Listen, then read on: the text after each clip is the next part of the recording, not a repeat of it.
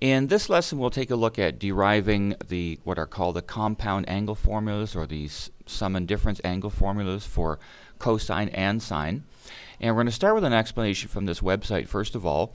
This is the unit circle, so the distance from the origin at B out to this point here is exactly 1, so that's why that's the point 1, 0, 0.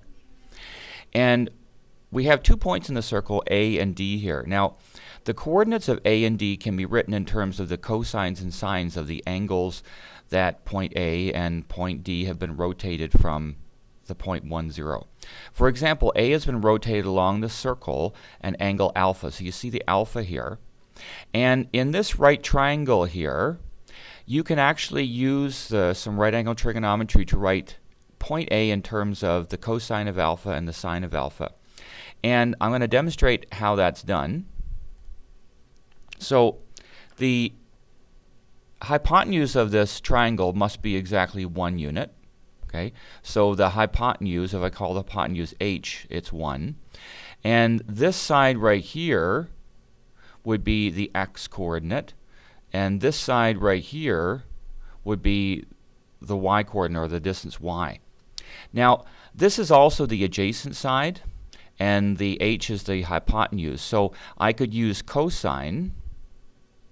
The cosine of alpha would equal x over the hypotenuse, the adjacent side over the hypotenuse. Now, remember this h value is 1.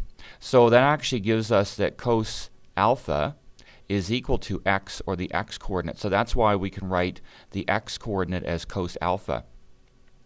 The sine of angle alpha is equal to the opposite side, the y, over the hypotenuse, which is 1. So once again, since h is 1, we see that we just get y is equal to the sine of alpha. So that's why I can write the y coordinate as the sine of alpha.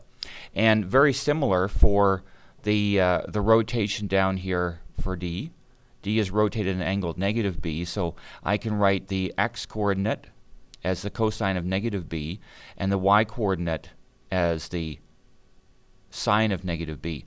Now, one of the properties of cosines and sines is that the cosine of any negative angle, we'll call it beta here, is the same as the cosine of angle beta. So that's why we can write then the x coordinate as the cosine of angle beta.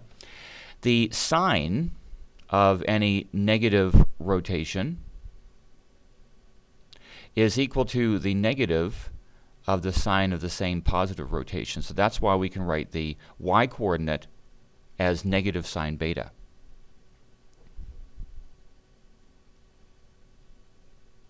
And we'll get rid of our writing here.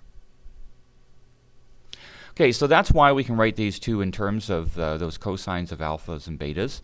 Now, from the distance formula, the distance from A to D squared, and this is actually just Pythagoras' theorem, or the distance formula, is equal to, and remember we subtract the x coordinate, so we go, we subtract cos beta and cos alpha, and that's squared, plus, and you do the same thing for the y coordinate, so we subtract the negative sine beta here, and the sine of alpha, and it's squared as well. Now, if you expand out cos alpha minus cos beta minus cos alpha squared, it's actually 2 cos alpha minus cos beta minus cos alphas multiplied. And the same thing with the second one here. There's 2 of these multiplied. Now, cos beta times cos beta is cos squared beta. Cos beta times negative cos alpha is negative cos alpha cos beta. And then this is just FOIL. Negative cos alpha times cos beta is this term here. And then negative cos alpha times a negative cos alpha is cos squared alpha plus cos squared alpha. And in a similar fashion, if we expand out this binomial and this binomial, we get these 4 terms along the end here. For example, the last term comes from multiplying a negative sine alpha and a negative sine alpha to get positive sine squared alpha. Now, collecting like terms together, notice that this and this term are the same, so we could call that minus 2 cos alpha cos beta. Here's a cos squared alpha, a sine squared beta. There's a sine squared alpha in the end, and again, this term and this term are the same, so instead of writing 2 sine alpha sine betas, we could call it 2 sine alpha sine beta.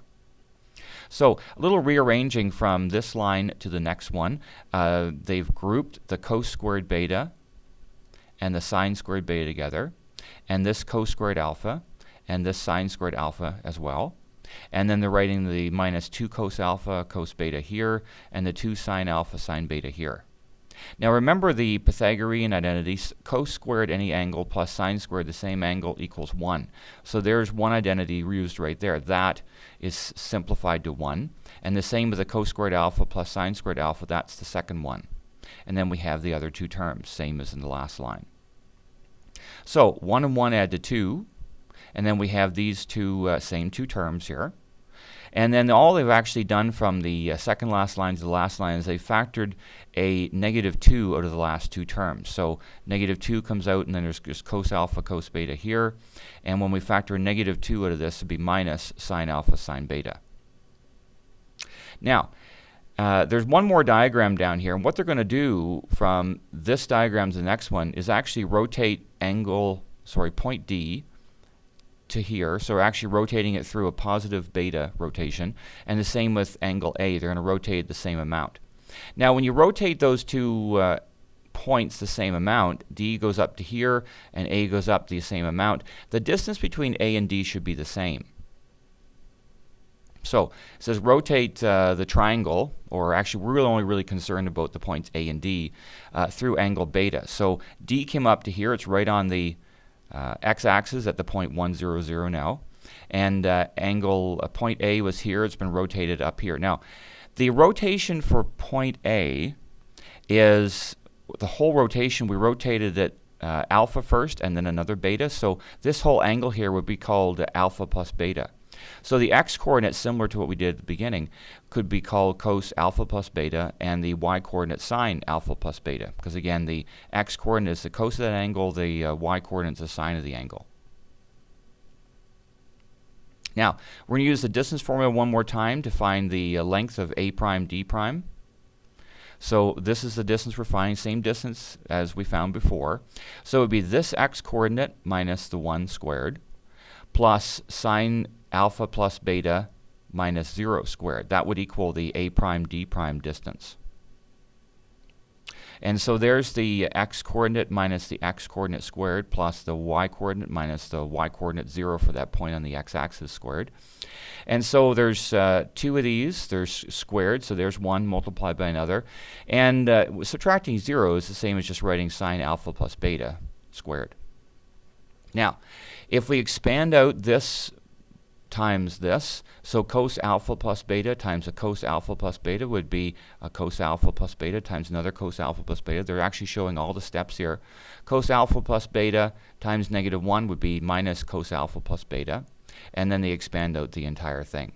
On the end, they're just writing sine alpha plus beta multiplied by another sine alpha plus beta.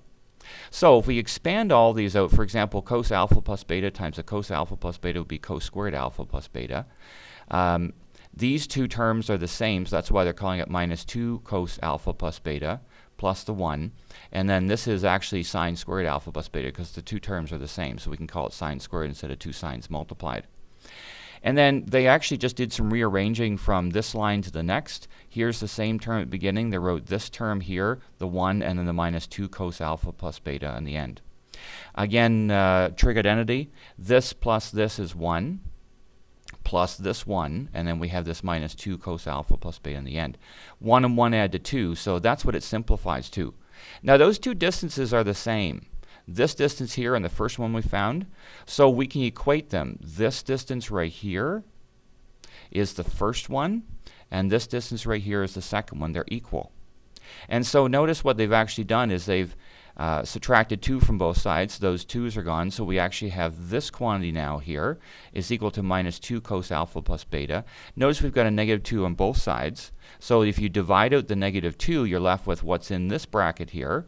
Cos alpha cos beta minus sine alpha sine beta is equal to cos alpha plus beta, and that's the first identity that we needed to derive.